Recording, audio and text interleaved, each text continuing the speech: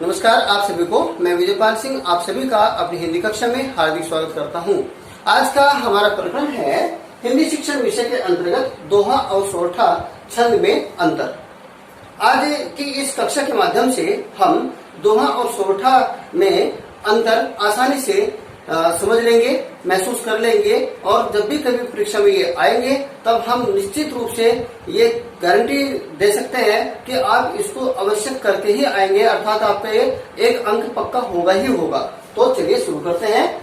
आप देख रहे हैं कि यहाँ पर पटल पर मैंने 4 काव्य पंक्तियां लिखी हुई है। इनमें से कौन सा दोहा है और कौन सा सोरठा है वो मैंने नहीं बताया है अभी। कुछ नियम है, देखिए ये जो दोहा और सोरठा जो छंद है ये अर्ध सम मात्रिक छंदों के उदाहरण है। अर्ध सम मात्रिक छंद है, ये बरवे भी इसमें आता है। तो ये बरवे दोहा सोरठा ये हुए अर्ध सम मात्रिक छंद। यहाँ पर अर्ध सम मात्रिक छंद होते, मात्रिक छंद होते, इनमें हम मात्राओं की गणना करते हैं, वर्णों की गणना हम नहीं करते, वो वर्णिक छंदों में की जाती है। तो वर्णों की गणना न करते हुए मात्राओं की गणना करते हैं, और मात्राओं की गणना करने के लिए हमारे पास 2 चिन्ह होते हैं। 2 चिन्ह होते हैं, कौन कौन से? एक तो आपने लघु ये सुना हुआ है, इसका तो चिन्ह होता है ये होता है खड़ी पाई। इसके पश्चात जैसे पूर्णविराम होता है, इसके बाद एक होता है गुरु। गुरु आपने सुना है, तो गुरु जो है इसका चिन्ह ये होता है। यहां पर ये एक मात्रा का होता है, एक मात्रा, और ये लगाया जाता है 2 मात्राओं के लिए। मैं आपसे लोगों से एक आग्रह करूंगा कि इस वीडियो को स्किप करके मत देखना, क्योंकि आज मैं बहुत सारी बातें मौखिक बताऊंगा और वो आपसे छूट जाएंगी, इसलिए आप इसको शुरू से आखिर तक देखेगा। वीडियो बहुत छोटी बनेगी, ऐसा प्रयत्न किया जा रहा है। तो यहाँ पर क्या हुआ, लघु एक कुछ नियम है।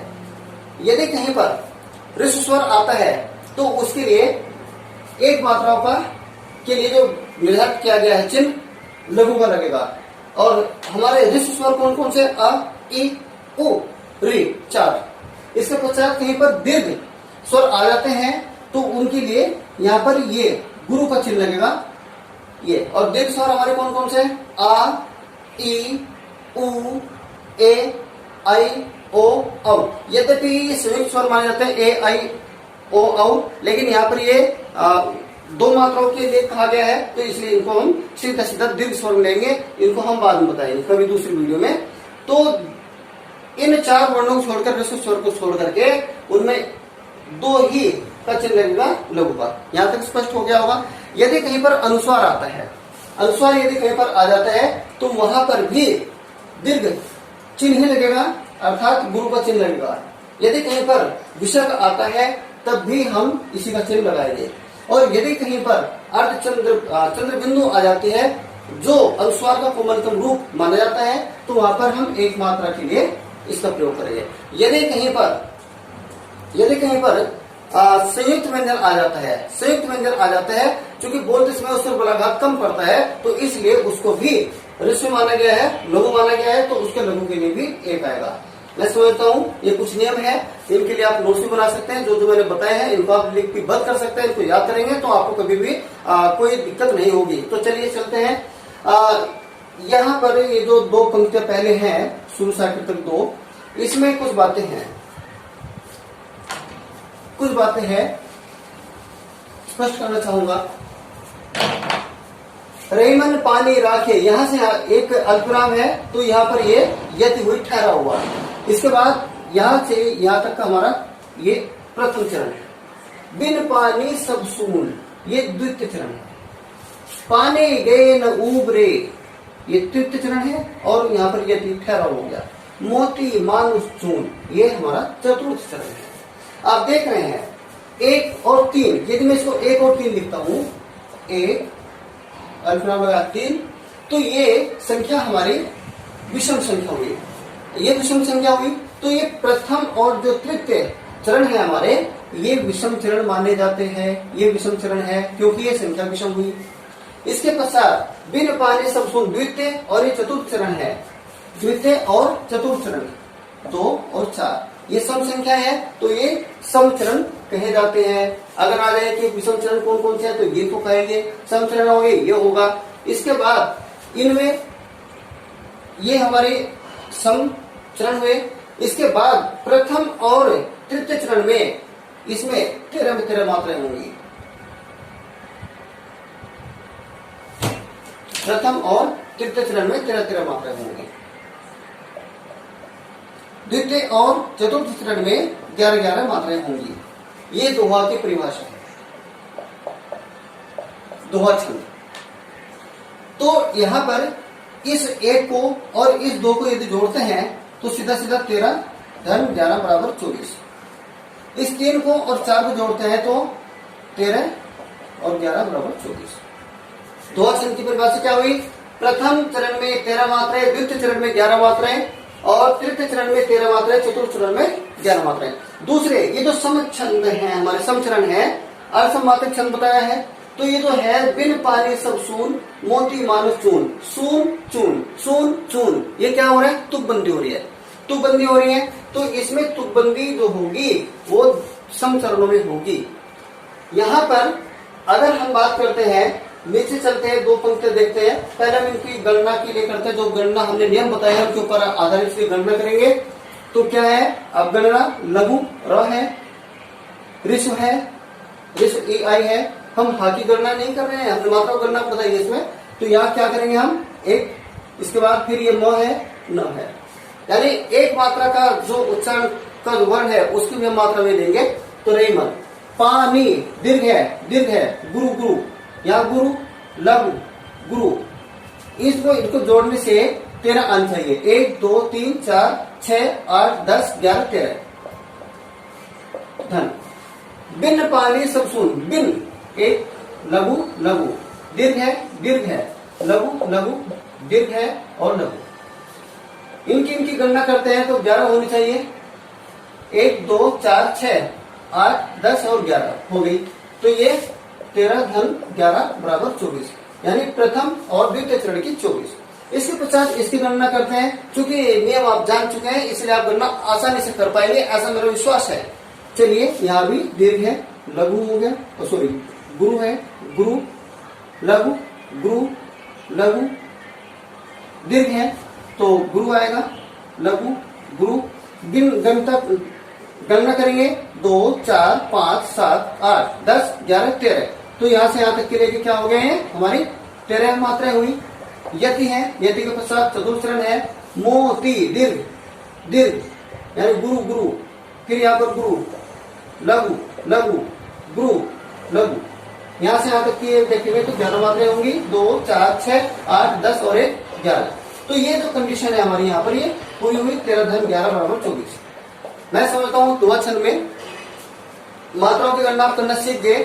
अब हमने क्या समझा? जो दोहे की जो परिभाषा थी, इसके प्रथम चरण में 13, द्वितीय चरण में 11 मात्राएं होते हैं। तो ये हमारी पूरी शर्तें यहाँ पर आ रही है।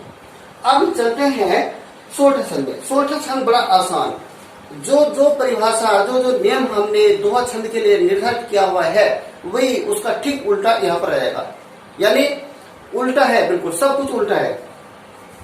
इस प्रथम और तृतीय, ये जो प्रथम और तृतीय चरण है, यहाँ पर द्वितीय और चतुर्थ चरण में क्या हुआ था? द्वितीय और चतुर्थ चरण में तुकबंदी आई थी। यहाँ पर प्रथम और तृतीय चरण में तुकबंदी है। मूक होई वाचाल, जा सुके का सुदयाल, वाचाल दयाल, वाचाल दयाल, तुकबंदी है। तो यह आ जाता है। पंगु चढ़े गिरिवर गहन, इसमें प्रथम और तृतीय चरण में 11 मात्राएं होंगी। यहाँ पर तृतीय और चतुर्थ चरण में 13 मात्राएं होंगी।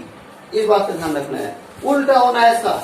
यहाँ ये दोहा है तो इसको अगर हम उल्टा लिख देंगे 11 धन 13 तो बनेगा 16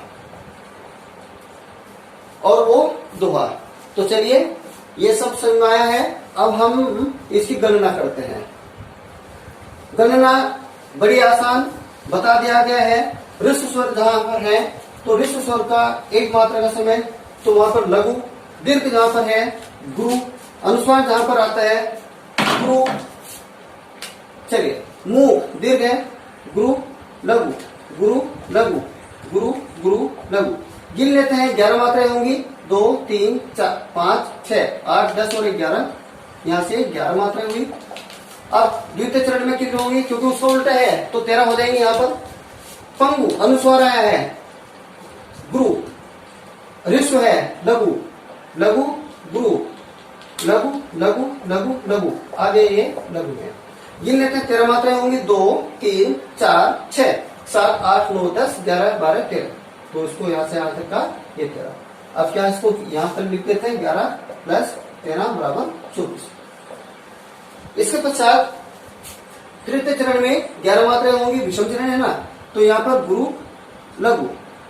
अब कृपा, ऋस्वर है, ऋकार है, तो यहाँ पर भी लघु, दीर्घ है, गुरु, लघु, लघु, गुरु और आपका गुरु। यहाँ पर फिर 11 मात्राएं होनी चाहिए, 2, 3, 4, 6, 7, 8, 10 और 11। तो यहाँ से यहाँ तक की हमारी कितनी मात्राएं, 11 हुई। इसके पश्चात द्रव, मैंने क्या कहा था, संयुक्त व्यंजन। जब आपने सुना था ध्यान से, संयुक्त व्यंजन, तो संयुक्त व्यंजन क्या होगा, इसको लघु माना जाता है। तो चूंकि इस पर द्रव ऐसा बोल रहे हैं तो इसमें लगा कम पड़ रहा है, तो यहाँ पर सीधा सीधा क्या हो जाएगा, ये लघु। और ये द्रव, ये हमारी अवकार आ गया है, तो यहाँ पर ये गुरु, फिर ये लघु, लघु, लघु, लघु, लघु, सारे लघु था। आप गिन लेते हैं तो ये हमारी 13 मात्राएं हो जाएगी। ऐसा क्यों इतना जल्दी हुआ, क्योंकि अब आप नियमों की जानकारी प्राप्त कर चुके हैं। तो यहाँ पर 13 मात्राएं होंगी, 1, 2, 3, 4, 5, 6, 7, 8, 9, 10, 11, 12, 13। तो 13 होगी। अब इसको जोड़ लेते हैं ऐसे ही, 11 धन्य 13 = 24। आपने क्या देखा है, दोनों चरण में, पहले चरण में 13 मात्राएं होंगी, 13 मात्राएं, और द्वितीय चरण में 11 मात्राएं होंगी। तृतीय चरण में 13 मात्राएं होंगी और चतुर्थ चरण में भी 11 मात्राएं होंगी। अब इसका उल्टा है, यहाँ पर प्रथम चरण में 11, द्वितीय चरण में 13 मात्राएं हुई, और यहाँ पर तृतीय चरण में 11 और चतुर्थ चरण में 13 मात्राएं हुई। तो मेरे प्रिय सम्मानित दर्शकों, आज की कक्षा के माध्यम से हमने दोहा और सोरठा का विस्तीर्ण रूप जान लिया है और बहुत सारे नियमों के आधार पर इसकी गणना की है। तो मैं समझता हूं कि यह वीडियो आप लोगों के लिए बेहद उपयोगी सिद्ध होगी, ऐसा मेरा विश्वास है। मिलते हैं अगली कक्षा में, तब तक के लिए आप सभी को मेरा हार्दिक नमन।